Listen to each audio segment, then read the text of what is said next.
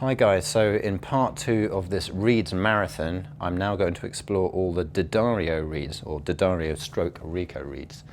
So last year I was fortunate enough to visit their factory in California, and I have to say it was a really impressive operation. One of the things that they were trying to impress upon us was the use of this new digital vamping technology that they're using.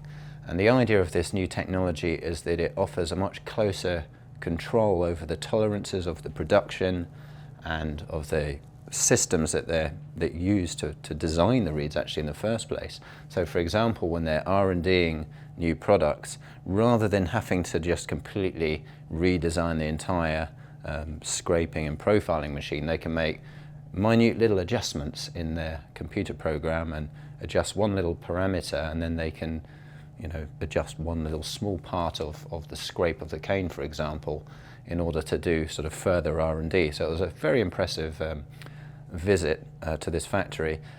And another thing to explain about D'Addario reeds before I give you a blast on all the different types of reed is that some of you might be a little confused with this migration from Rico branding to D'Addario, which we're gradually seeing over the past few years, and it's continuing to happen now as the years roll on. And the history behind the company is that D'Addario acquired the firm Rico back in 2004. Now D'Addario are famous for being a string manufacturer, so violins, cellos, guitars and all that sort of thing. But they're also passionate about advancing standards in terms of modern technology, and that's something that I just mentioned there that they're bringing to the fore with saxophone reeds, this digital vamping technology. So what D'Addario are doing is they're taking the same cuts and the same traditional reeds that we all know and love, but they're just improving on them by advancing the technology a little bit there. So I'm now going to go on and take you through all the individual cuts within D'Addario. We're going to start with the traditional orange box Rico, as it's known. And the thing to say briefly about Rico before I play them is that these are, if you like, the traditional sort of educator famous reeds, the orange box Ricos. It's a good all-round sort of warmth of sound, just a nice standard sort of open reed, very popular for students. So I'm going to give you a little bit of a blast on an orange box Rico.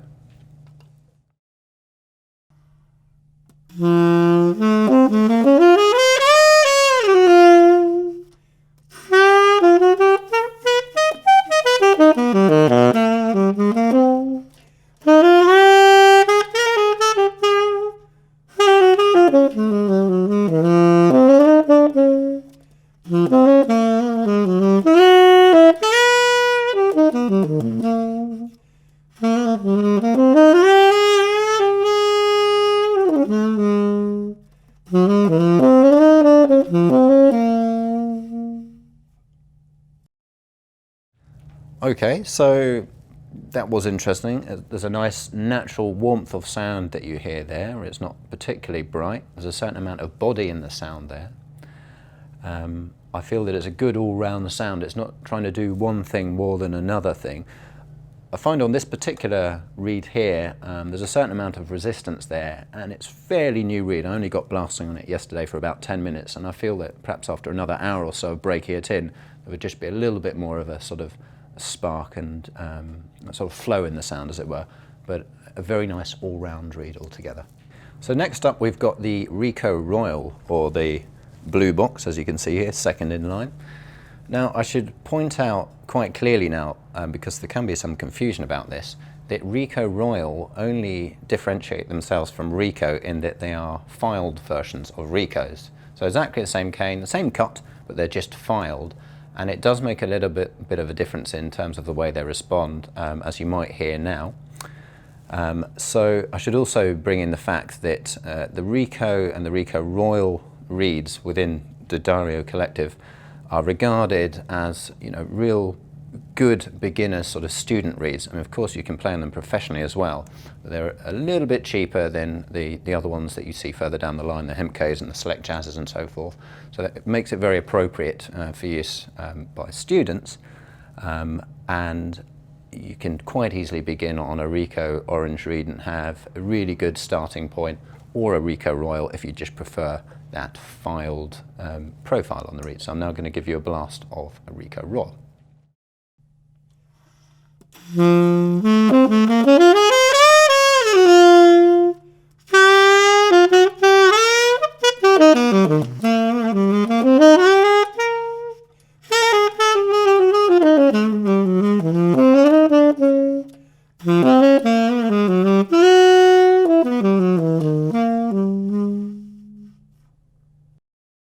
Okay, so my instant reaction there to that reed is very similar to the Rico, but there's definitely a little bit more punch and sort of brightness behind it. Again, it feels like it needs to just break in a little bit more. I was having to push through it in order to get the desired result.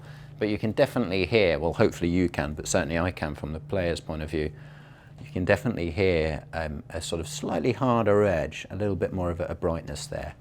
And again, just to reiterate, this reed here has this filed section, so that's going to give us some response differences there.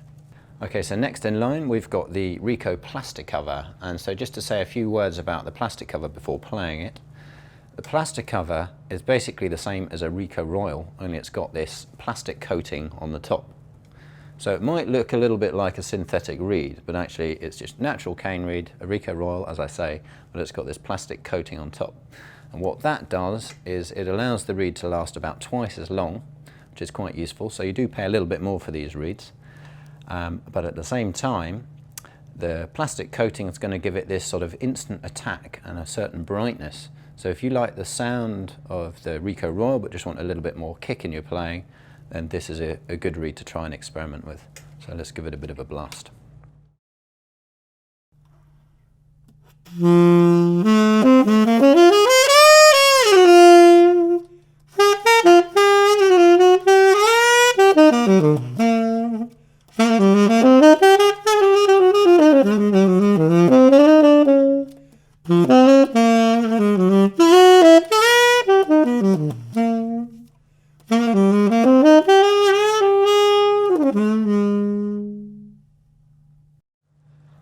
Okay, I think it's pretty obvious to the ear there that there's a certain sort of edge and attack to this reed. It definitely feels like it's got the Rico Royal characteristics, but just that edge, as I mentioned before, on top of the sound. So next up we've got the Hamp K reeds, which have the characteristic of a thinner tip and a shorter vamp. So that's this whole section of the scrape. It's a little bit shorter than what you might see in some of the other reeds where it's perhaps a few mils longer. And the idea of this reed is quite a traditional sound, a bit of a darker sound, not so projecting as some of the others, so let's give it a bit of a blast.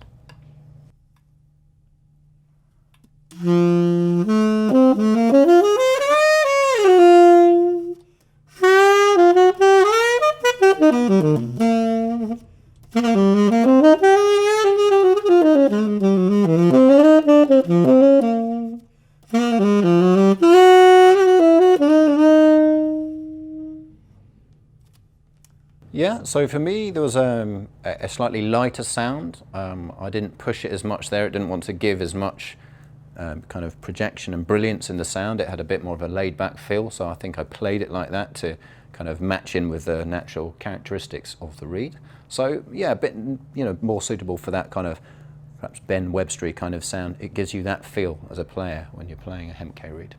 So next up we've got the Lavoz reeds, and as the website says, it's got a very similar scrape to that of the Rico, which is to say that it's got this quite sort of thick spine, as it were, which just gives it this sort of darker overall sound, not too bright. So let's give this one a little bit of a blast.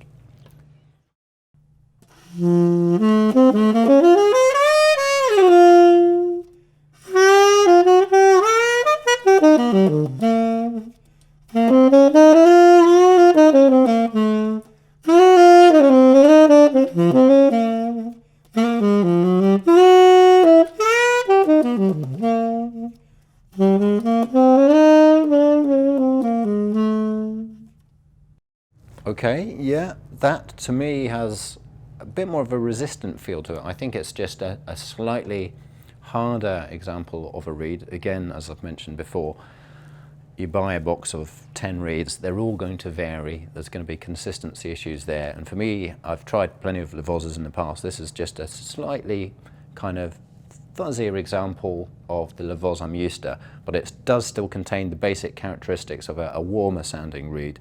A little bit like we heard with the Hamp K there. It's got that kind of fuzziness and Ben Webster sort of aspect to it. There's nothing bright and really powerful about this reed. It's just a sort of nice all-round sound with an emphasis on the sort of warmth, particularly with this reed here.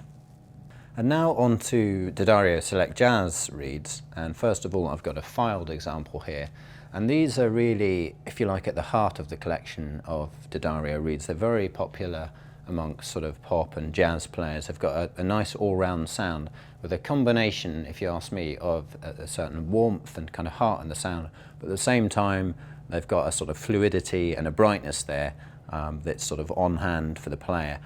I find them very responsive and immediately free to play. So I'm going to give you an example of the filed one first of all.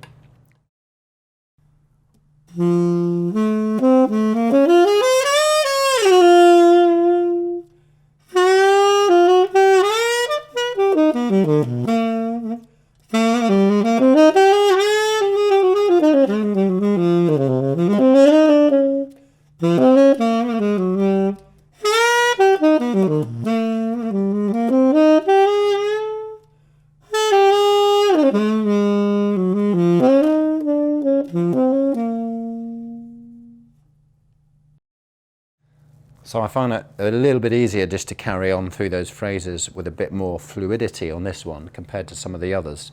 This one's a bit more broken in because I've been playing on this for a fair bit. So it's very responsive, as you can hear there. You know, you keep going around the chord sequence again and again, and it gives a nice amount of response there. So now I'm going to move on to the unfiled one and see if you can hear some differences between the two reeds. So this unfiled Select Jazz reed is exactly the same as the regular Select Jazz, only, as mentioned in my introduction, is completely unfiled. So just two pots to the scrape, this bark section here going straight into the scrape, and in theory this should produce a slightly more sort of husky, little darker sound than the filed version which you just heard.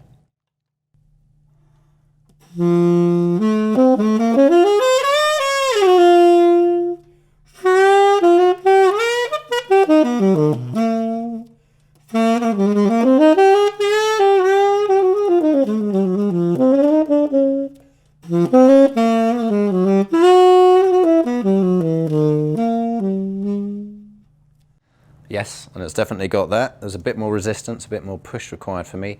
It's not broken in as much as the previous reed I just played, so there's going to be variation there as well. But you can hear the basic characteristics of this reed are that it does have that slightly sort of huskier, kind of maybe a bit more full-bodied sound, not quite so much kind of colour and brightness around the sides. And for the last reed in this collection of D'Addario reeds, we've got the Reserve reed. Now, this one's an interesting one because you might describe it a little bit more as a classical reed in the sense that the way it's designed is it's got a very strong core to it, or spine, a lot of wood in there, giving it a little bit more resistance and making it a bit more suitable for certain classical setups with perhaps a smaller tip opening. I think I'm going to find it a bit more resistant on my slightly wider tipped mouthpiece here. That's not to say that it's not suitable for jazz setups. You can use it in a jazz context as well, I've noticed, but at the same time it really does lend itself well to a classical setup. So let's give this one a go.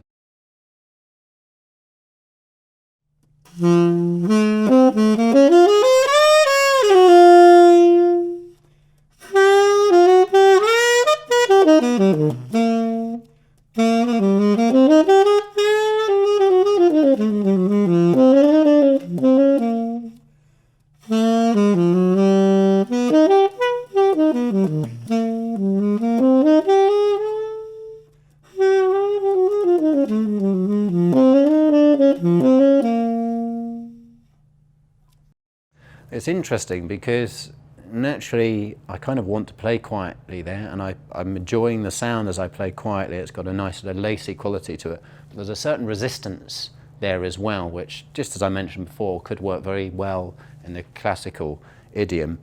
But when I started that little blast of music, I gave it a bit more fullness and sound, a bit more volume, and it also worked well with that style of playing, so more the jazz side. So hopefully I gave you a sort of flavour of two different dynamics within the same reed. So that wraps up this selection of all of our D'Addario reeds. I'm now just going to play a demonstration of all of them back to back without all the chit-chat in between, so you can hear a very sort of concise comparison of all the different cuts.